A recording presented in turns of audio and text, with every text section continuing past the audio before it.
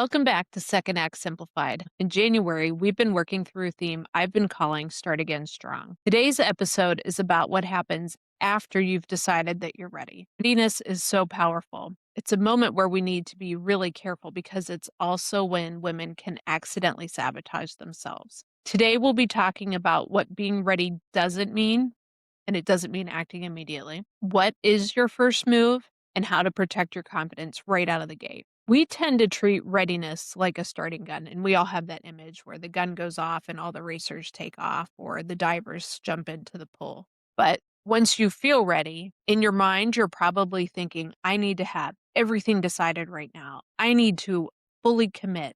But you move so fast that the wheels come off the bus almost right away. So, readiness just means you're not ignoring your plan or yourself. You just know that something needs to change. You're not going to dismiss the signal that you need to change. You're going to listen, and that's it. Readiness is just awareness with permission, not any pressure to take action. Immediate action can actually backfire. And here's when things can go sideways. You've admitted that you're ready, and then there's just this cool rush of energy, and I've been there, so I know it. You feel relieved, you have hope, you're motivated, and you're excited about doing something.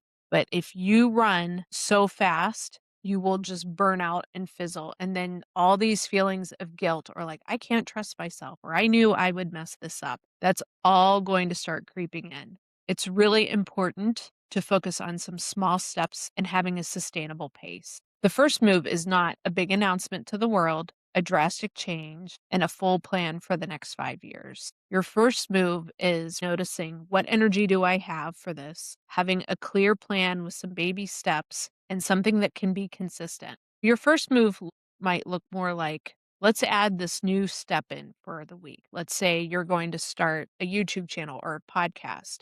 You're going to make some small steps this week. Start outlining what you want to talk about. Then do some research on your topic. Plan some episodes. Start recording and seeing what cadence can you sustain. Maybe it's one episode a week. Maybe you set aside a time on Sunday afternoons and you record a month's worth of episodes. That way you have time to edit and work on those for the over the course of the month, and you're not feeling rushed. And again, I'm not saying you want to start a YouTube channel, but I want to give you some examples that are tangible. Let's say your goal is totally different and you're going to start working out during the week. Maybe you pick an exercise plan that you can do twice a week and then work with those, or maybe it's 3 times a week. If you start out with 7 days a week and you've gone from doing nothing, it's much harder to sustain that.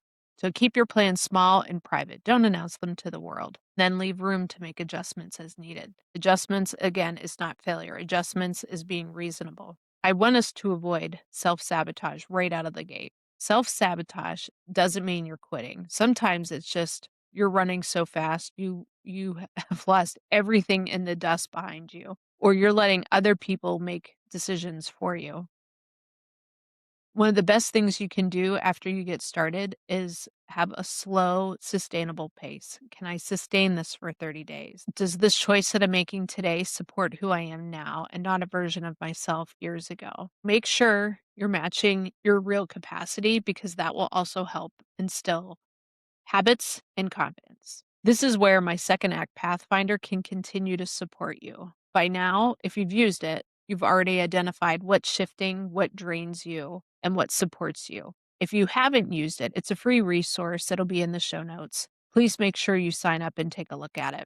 Your next step just needs to be an honest assessment of where you're at now. January was about noticing and deciding next steps. February is going to be about testing and building. We're just going to experiment in a way that respects where you're at today. If January gave you anything, I hope it gave you permission. Permission to pause, to notice, and to begin again without feeling pressure. February, we'll talk about how to build onto this foundation without losing yourself in the process. Make sure you're subscribed so you don't miss what's coming next. Thanks so much.